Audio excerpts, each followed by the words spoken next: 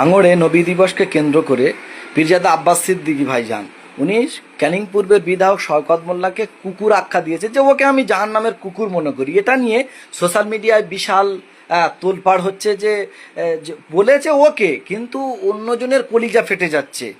এটা কেন আমার তো মাথায় ঢোকে না যে এমন একজন মানুষকে জাহান্নামী আখ্যা দিয়ে দিল। জান্নাতের মালিক কি উনি, না জাহান্নামের মালিক উনি? না না, উনি তো জান্নাতের মালিক নয়, জাহান্নামের মালিক নয়। কিন্তু আমার কথা হচ্ছে উনি কোত্থেকে বললো এই কথাটা, এটা তো দেখতে হবে। চলেন দেখি উনি নিজের থেকে বললেন না কোরআন হাদিস ভিত্তিক কথা বলেছে, একটু দেখি। চলেন দেখি, কোরআন শরীফ খোলেন। কোরআন শরীফ সূরা আস-সূরা 42 নম্বর আয়াতে আল্লাহ তাআলা বলছে যে ইন্নামা সাবিলু আলাল্লাযিনা ইয়াজলিমুনা নাস ওয়া ইয়াবগুনা ফিল আরদি বিগাইরিল হক উলাইকা লাহুম আযাবুন আলীম। আল্লাহ তাআলা বলছেন, যারা মানুষ হয়ে মানুষের উপরে অন্যায় অত্যাচার জুলুম করে এবং শান্ত পৃথিবীটাকে যারা অশান্ত সৃষ্টি করে, আল্লাহ তাআলা বলছে তারা হচ্ছে কি, তাদের জন্য আমি আল্লাহ স্বয়ং নিজে আমার আদালতে মামলা দেবো।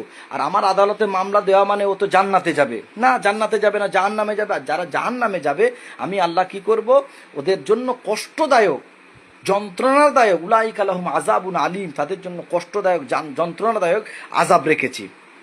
তো এই চরিত্রের সাথে শওকত মোল্লার চরিত্র কি মিলছে?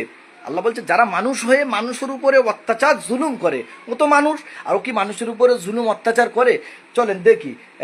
মমতা ব্যানার্জি, পশ্চিমবাংলার মুখ্যমন্ত্রী মমতা ব্যানার্জি বলছে যে আমি তুই তো ওখানটার বোম বাঁধিস, তুই তো ওখানে বোম বাঁধিস, তুই মানে যে বোম বাঁধে তার মানে সে ক্রিমিনাল।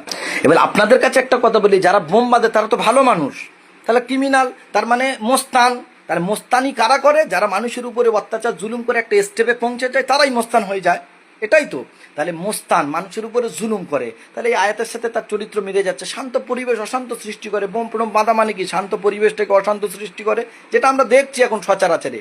দ্বিতীয় নাম্বার হচ্ছে কোরআন শরীফের অপর আয়াতে আল্লাহ তাআলা বলছে যে ওয়ালাকাদ যারা'না লি জাহান্নামা কাসীরাম মিনাল জিন্নি ওয়াল ইনস লাহুম কুলুবুন লা ইয়াফকাহুনা বিহা ওয়া লাহুম আয়ুনুন লা ইউবসিরুনা বিহা ওয়া লাহুম আযানুন লা ইয়াসমাউনা বিহা উলাইকা কাল আনআম বাল হুম আদাল। আল্লাহ তাআলা বলছে যে আমি আল্লাহ বনি আদমদের ভিতরে অনেক মানুষকে জাহান্নামে দেবো, তাদের এই বৈশিষ্ট্য থাকলে। কি বৈশিষ্ট্য?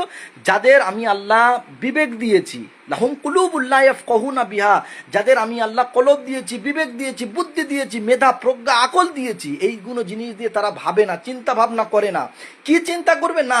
মুখ্যমন্ত্রী মমতা ব্যানার্জি, কেন্দ্র বিজেপি সরকার, সে আইন পাশ করছে, ইসলাম বিদ্বেষী আইন পাশ করছে, ওয়াকফ সম্পত্তিটাকে মিটিয়ে দিতে চাইছে এবং মমতা ব্যানার্জি চেপে দিতে চাইছে যে তোরা আন্দোলন করলে আমি বড় শত্রু হয়ে যাব।